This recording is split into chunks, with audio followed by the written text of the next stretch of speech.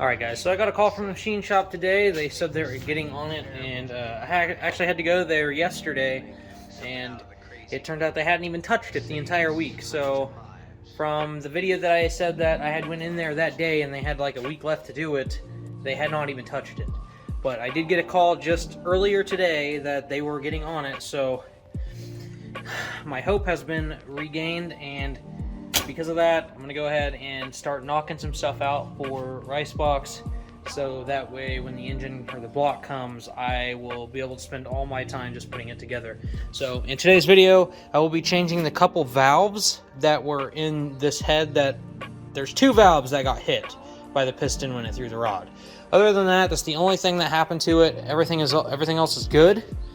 And then I will be going through everything and making sure from bottom to top, making sure we have everything.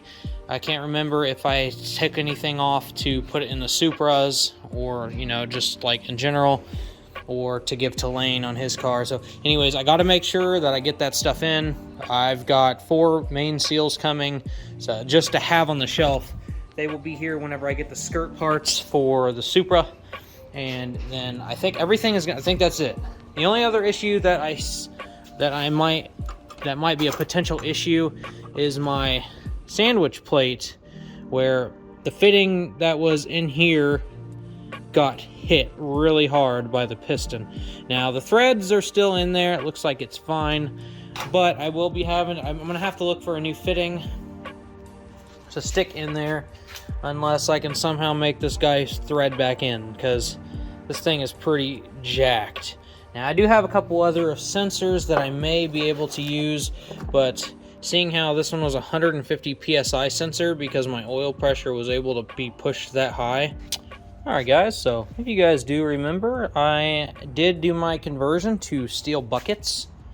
So I need to grab myself a lay magnet, make sure she's all cleaned off. And then I'm gonna have to do, in order, we're not taking them all out. I need to actually remember which cylinder got hit.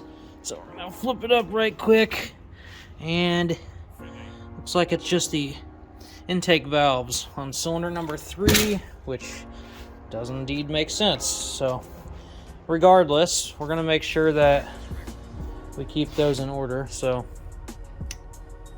that's number 1, my nicely finished.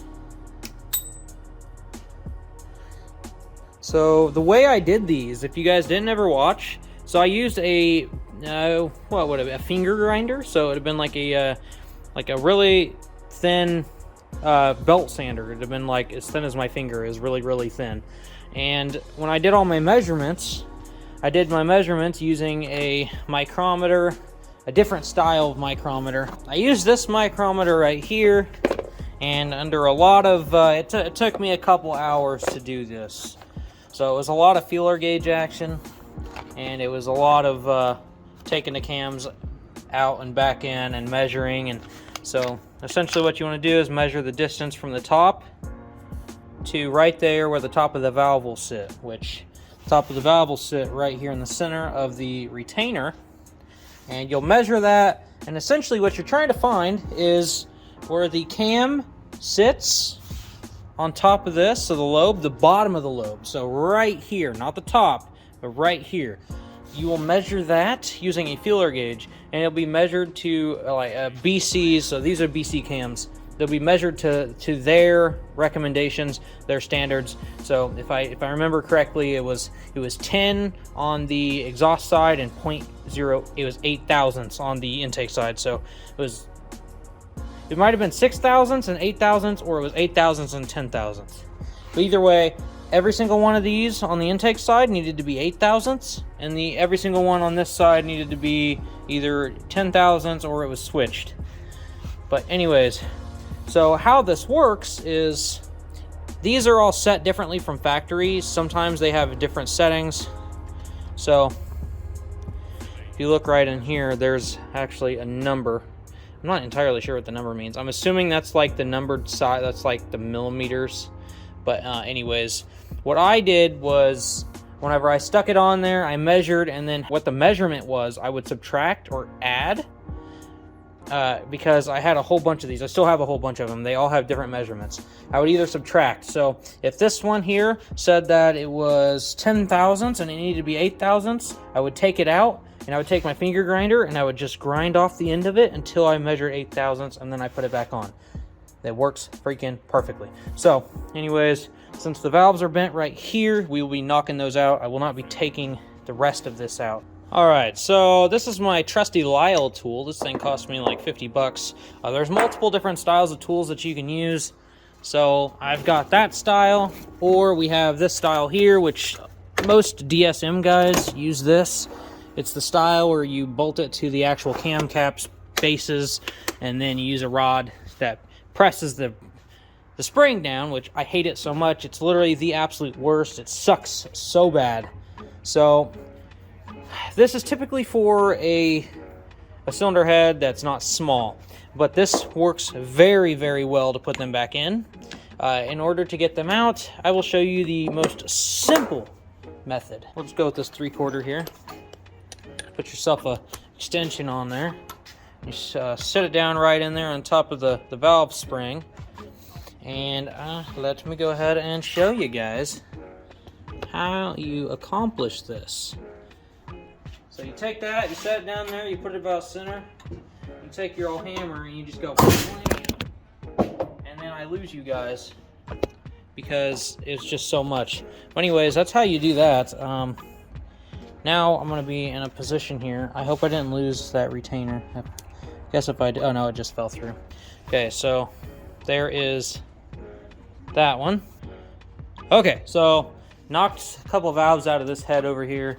A couple of the intake valves, nice and easy, just like I described earlier. So got the new valves in, and holy guacamole, those guys were hit really hard. These guys were smoked when it was open. So yeah, I hate that. I hate that the freaking rod broke when the piston was on its way up. Sucks, man. But anyways, all right, so next we're going to be redoing this the exact opposite way. So how we're going to do this is put everything back together backwards. And by the way, I did find my other retainer clip. It was just chilling in the head up underneath one of the oil galleys there. All right, so here we go.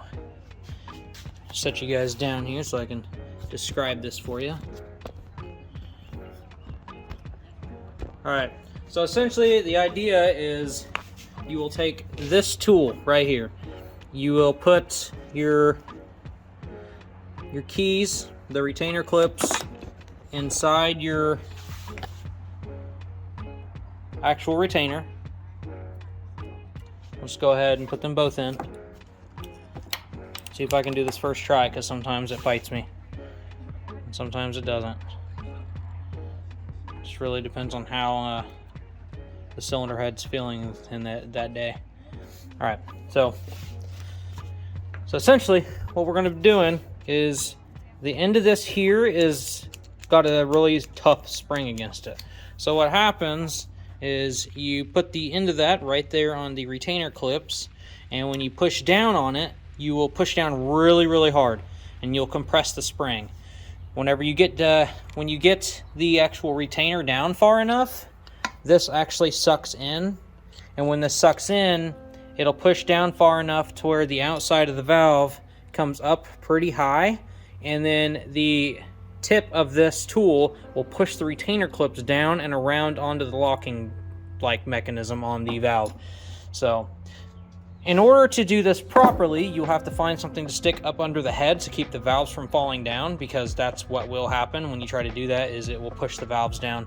So what I like to do is I like to just roll up some paper towel, stick it up under the head, and then you'll be able to push on it no problem. Or if you have a baseball, I used to use baseballs to stick up under there because it's round and it does push on both valves. So I'm gonna rig something up here and then I'll show you guys how it works. All right, there's one. You guys can kind of hear the audible click. So just like that, 1 and 2, both of them are finished. Good to go. Now I can lift it back up and put it back up on the shelf here, and the cylinder head is finished. All right, got my cams and everything. Well, I don't have them back in. You can't put a cylinder head on a JZ unless the cams are out of it. So I've just got the cams covered. Hopefully my block comes back tomorrow and I'll be able to reassemble. But the cam caps and everything's all cleaned up. Everything looks really nice and buttery in there. As for other things that I did, I went ahead and cut out the front portion of the cage like I've been saying that I was going to do. It took me about 5 minutes. So it's a lot better now. I do have little nubs poking out. I could take a flap wheel later on and cut them. Not that big of a deal. Don't really care. I just don't. It'll be nice to not have to worry about hitting my head on that. Plus, since it's a street car again, it's gonna be better. So I went ahead. I played with my TIG welder too, and no filler. Welded this, and it's pretty freaking good. So. As for somebody, I just got it yesterday, never TIG welded before. As you guys know, I MIG weld for a living. That's what I do at work. So I stare at a puddle of metal all day long, every single day, all week. So I kind of understand the characteristics of a melted puddle of metal. And this thing welds really, really good. It's Prime Weld 225X.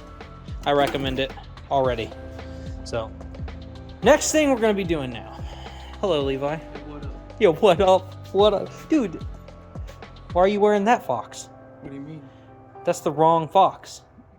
Because it's comfortable and I cut the hood off of it. You're supposed to be wearing the other fox, my Okay. fox. Okay, are you gonna give me one? I don't have a hoodie. Oh, okay, then why are we having this conversation? Leave me alone.